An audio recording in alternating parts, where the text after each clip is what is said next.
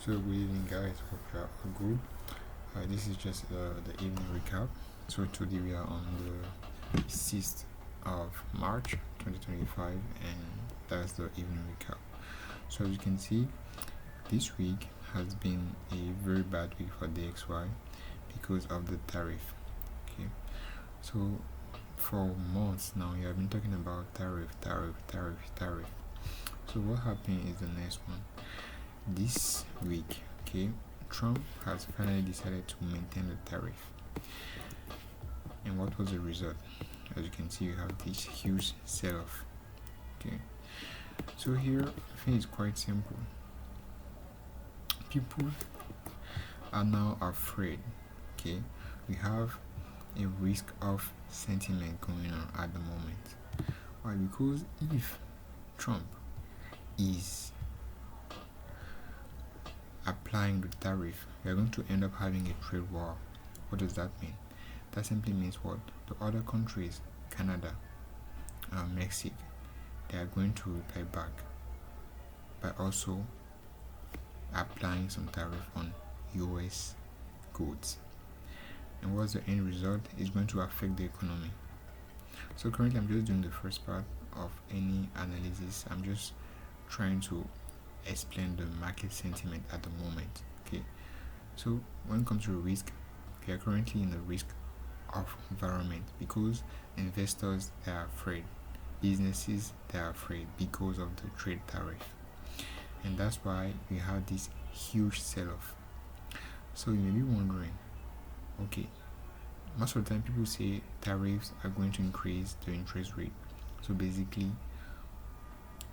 the Fed is going to maintain the rate, or they're not going to cut it like that much. So it's supposed to be good for the DXY. Technically, yes. But as I said, here we have the risk, which is off.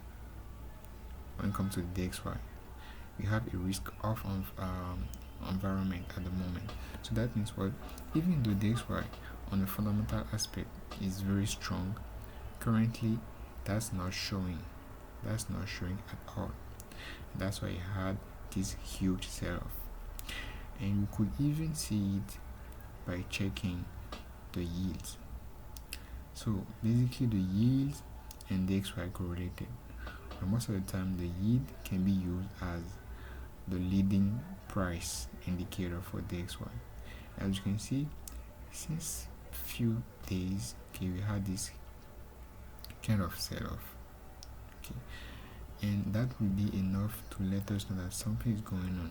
That means the investors, first thing first, we have the risk off, and then the investors, they don't really believe in the US economy, and all these elements led to this now moment where the DXY is now bearish. Okay, unfortunately I have not been able to take advantage of it because technically I was bullish, but as it turned out, as it turned out, the DXY was bearish. So that happens. Sometimes you won't be able to see everything at first. Okay, so currently that's what we have, and as you can see, you have a very huge week. Like we have a huge expansion. Okay, now if you remember, when it comes to the weekly template, okay, we have what we call the thank God it's Friday, where after a huge expansion on Friday, if you have economic news, we could have a kind of retracement. That's possible. So first thing first, you have the weekly has been able to expand. Okay, so you have the time aspect for the weekly. Now when it comes to the price action, you have the expansion. The time aspect, you have Thursday and then Friday that is going to come right here. Okay, so here are we expecting a thank God it's Friday? Are we expecting a retracement back into our range?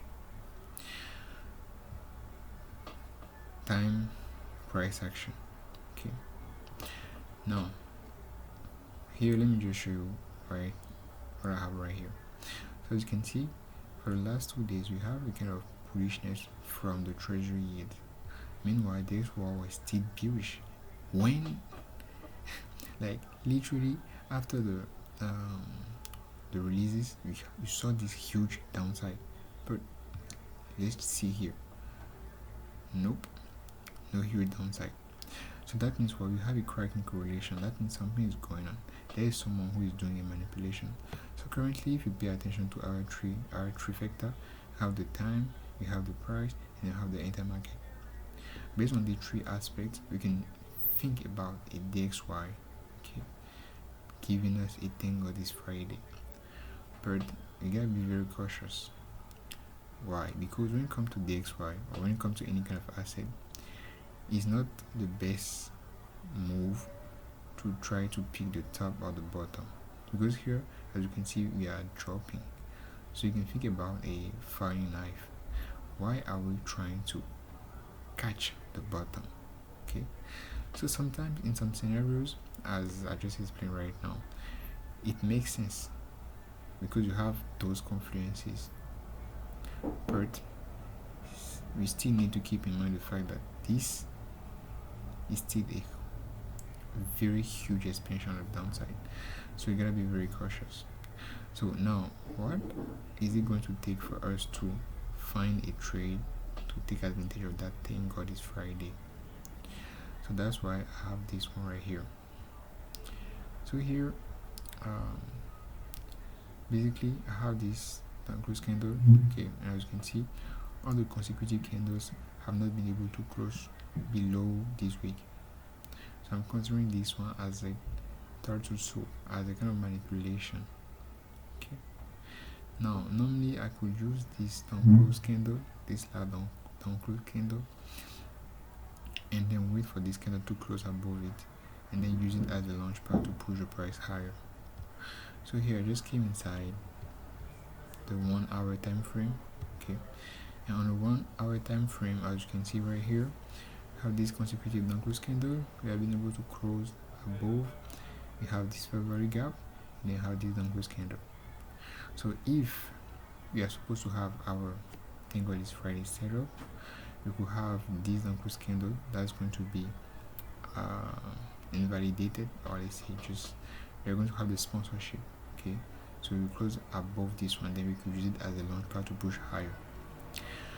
Now the question that comes after that one is the next one: are you going to trade London, or are you going to trade New York session? So last time when I was taking my notes, I ended up having one kind of revelation, or let me not say, it's not really a revelation, but it makes sense to trade London when London is making the high of the day, the high. So that, what does that mean? So that means when we start the day, okay, that's one of the easiest scenario. When we start the day, let me check if I can do this one. Okay, so when we start the day like this, okay, we expect maybe here, okay, London to make the low, and then you have the expansion. You could have this something like this. So here, because we already have the reversal, okay, so London makes sense when we are trying to expand, so when we are trying to build our leg. So here you can think about the leg which is forming itself, okay, I don't know if you can see. So if this leg is forming itself now, what does that mean? That simply means that at the moment, okay, at the moment we are somewhere down here. So if you start a new candle, do we need to go lower than that in order to expand? It doesn't make sense. So what does that mean? That means that during London, if we have some news, we could use it to expand higher. Now here we have an issue. Tomorrow, if we go on first factory, I can show you we have the following news coming, but the most important one is the NFP. Tomorrow, yeah, that's it, the NFP. So what do you think is going to happen? because you have this huge news coming, sometimes during London session you could have a range. It's possible. So sometimes the price can just be contained because you are waiting for something very huge, which is very, very important. So sometimes the price can just hold before pushing. So even though technically we are having a new leg formation, okay, where it will make sense to trade during London, it's better to sit on our hands and then wait for New York. Simple. Okay, so tomorrow is NFP, and I don't trade NFP. That's it. Now here, as you can see, I have just the first step of my system, which is the market analysis. Let me just increase this one. Okay, so step 1,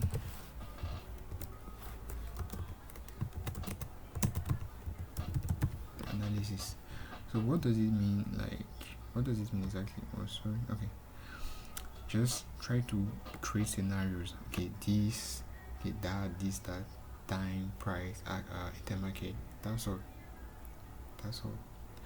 Now tomorrow, okay, what is going to happen tomorrow? I have to check the risk. Not even tomorrow, I can do it right now, because right now I'm able to see what's going to happen. So when it comes to risk assessment, we have to also take into account the 3 elements, the trifecta: the time, the price action, and then the intermarket. So because tomorrow we have NFP, that's why I was saying that because of that NFP, it doesn't really make sense to trade during London, because the price can be within a consolidation, and it's pointless to try to trade when the price is consolidating. So that's the second step, which is the risk assessment. So in case your analysis gives you a bias, you need to check the conditions and see if everything is good. Okay, now the step 3, that's literally where we have the execution. So when it comes to the execution, the idea is very simple. We need to find out our target objective. So let me just show you an example here. So here, when I was talking, I said something like this. Okay, perfect. So this one could be a possible target objective. Perfect. Now, is that all? We also need to find the entry pattern. So we already have our daily, the different profiles that we have, the models, if you can say, where we have manipulation, we have reversal, and then you have continuation. Okay, so based on that, we can now try to find out, okay, order block, fair value gap,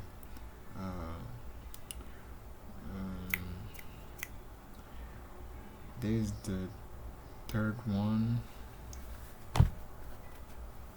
How can I forget it? Alright, it's not a big deal. So we have the order block, have the fair value gap, has inverse fair value gap. Okay, so we can use these key PD arrays just to time our entry. So that's the second element of the execution, and the third element and the last one is the stop loss. Okay, so where are we going to put our stop loss? Are you going to put it down here? Are you going to put it down here? It depends also on the profile. Okay, so we need to take into account these elements when it comes to the execution of our trade. Okay, and the last, when we are already within the trade, that's where we are going on to manage that trade. Okay, if you want to take some partial, if you want to move our stop loss to break even, all these elements are going to be right here on the step 4, trade management. So that's just the evening recap. Okay, and then I think tomorrow we see what's going to happen, and on Saturday we have our week recap and the following week outlook. So thank you guys for your time, and see you tomorrow.